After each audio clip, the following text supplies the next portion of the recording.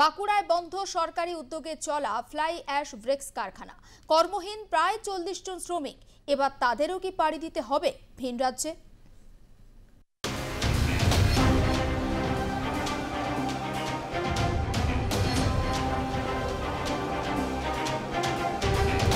বাংলা জুড়ে ভোটের ডঙ্কা।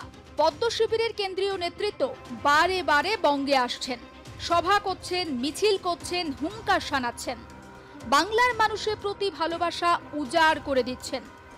অন্যদিকে ঘাসফুল শিবিরের নেতৃত্ব পিছিয়ে নেই, বাংলার মানুষের জন্য এই করছেন ওই করছেন।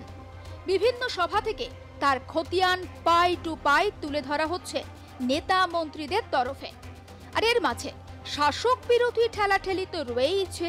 অনেক সংগ্রাম পেরিয়ে, অনেক অত্যাচার পেরিয়ে আমরা কিন্তু এখানে এসে সমবেত হয়েছি। এই সংগ্রাম চলবে। এই সংগ্রাম সেদিন শেষ হবে যেদিন দিল্লিতে পরিবর্তন করে বিজেপিকে আমরা রাজনৈতিকভাবে বিসর্জন দিতে পারবো। भाजपा के लिए बांग्ला अस्मिता सर्वोपरि है। देश में जहां भी भाजपा है वहां बांग्ला का सम्मान है, पश्चिम बंगाल के लोगों का सम्मान है। लेकिन यहां पश्चिम बंगाल में क्या हो रहा है? यहां टीएमसी ने अपने स्वार्थ में पश्चिम बंगाल की पहचान को भी दांव पर लगा दिया है। এমন আবহে সামনে এসেছে পরিযায়ী শ্রমিক হেনস্থার অভিযোগ। পরিযায়ী শ্রমিক নিয়ে তপ্ত বাংলা রাজনীতি। পরিযায়ী শ্রমিকের তালিকা: প্রথম স্থানে উত্তরপ্রদেশ, দ্বিতীয় স্থানে মহারাষ্ট্র, তৃতীয় স্থানে পশ্চিমবঙ্গ, চতুর্থ স্থানে রাজস্থান। প্রধানমন্ত্রীর আর্থিক উপদেষ্টা রিপোর্টে উঠে আসে এই তথ্য। পেটের টানে নিজের রাজ্য ছেড়ে ভিন রাজ্যে পাড়ি দিচ্ছেন শ্রমিকরা। তাদের ওপরে চলছে হেনস্থা, দাবি করা হচ্ছে তৃণমূলের তরফে। ভোটের হাওয়ায় বিজেপি শাসিত রাজ্যে বাঙালি পরিযায়ী শ্রমিকদের ওপরে হামলার ঘটনা তুলে ধরেছে রাজ্যের শাসক দল। আর তা নিঃসন্দেহে বিড়ম্বনায় ফেলেছে রাজ্যের প্রধান বিরোধী দলকে। বাংলা ভাষার উপর সন্ত্রাস আমরা মেনে নেব না, পায়ে পড়লেও মেনে নেব না, আপনারা ক্ষমা চাইলেও মেনে নেব না। আমাদের শপথ হলো ভাষা রক্ষার শপথ। জীবন দিতে রাজি আছি, ভাষার ওপর সন্ত্রাস মানব না।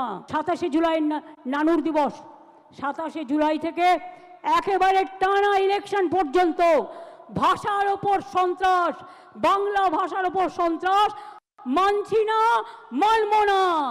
ভাষা আন্দোলন শুরু হলো। ভিন রাজ্যে পরিযায়ী শ্রমিকের ওপর হেনস্থার অভিযোগে যখন সোচ্চার হচ্ছেন তৃণমূল সুপ্রিমো, তখন একবার ঢু মারা যাক বাঁকুড়ার দিকে।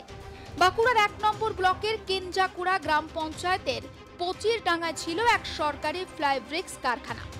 সরকারি উদ্যোগে এখানে ইট তৈরি হতো, তাদের মজুরি দেয়া হতো 100 দিনের কাজের প্রকল্প থেকে।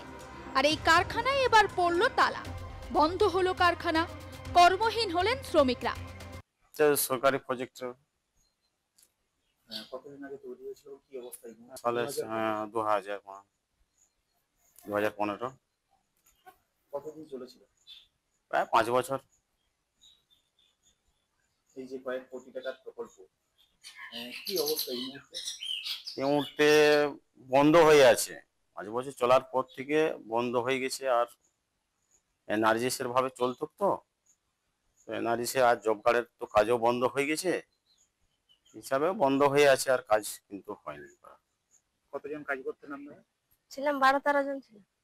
সেই সময় কত রোজগার হতো? সেই সময় হতো তোমার 200 হতো, 300 হতো, 400 হতো প্রতিদিন। জব কার্ডের মাধ্যমে কাজ? জব কার্ডের মাধ্যমে হতো। কতদিন বন্ধ আছে? 1-2 বছর বন্ধ আছে। 2 বছর 3 বছর এরকম হয়ে যাবে। দীর্ঘদিন ধরে বন্ধ আছে, আপনারা কাজ পাচ্ছেন না? না, আমরা পাচ্ছি না। জব কার্ডেরও কাজ পাননি? না, জব কার্ডও কাজ বন্ধ। কারখানা বন্ধ হওয়া নিয়ে শুরু হয়েছে রাজনৈতিক চর্চা। পশ্চিমবঙ্গ সরকার মাননীয়ার আশীর্বাদে একের পর এক কল কারখানা বন্ধ করে দিয়েছে। বেকার সমস্যার সমাধান নেই, বেকারকে বাড়িয়ে দিচ্ছে।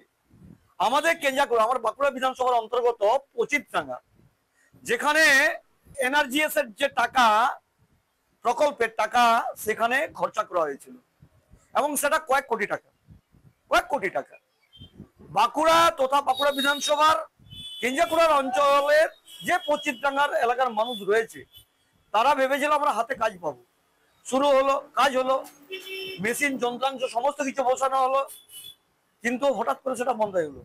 ওনারা বলতে চাইছেন কেন্দ্রীয় সরকার যে আমরা নাকি কোনো সম্পদ তৈরি করতে পারিনি, কিন্তু সম্পদ যদি তৈরি করতে পারিনি তাহলে ফ্লাই অ্যাশের যে ইটটা, যেটা পরিবেশ বান্ধবের কাজ করে, যেটা ধরুন মাটি আজ আছে কাল থাকবে না, মাটির যে ইট আমরা পুড়িয়ে তৈরি করছি লাল ইটটা, সেটা পরবর্তীকালে আমরা মাটি পাবো কি পাবো না সেটা কিন্তু অনিশ্চিত।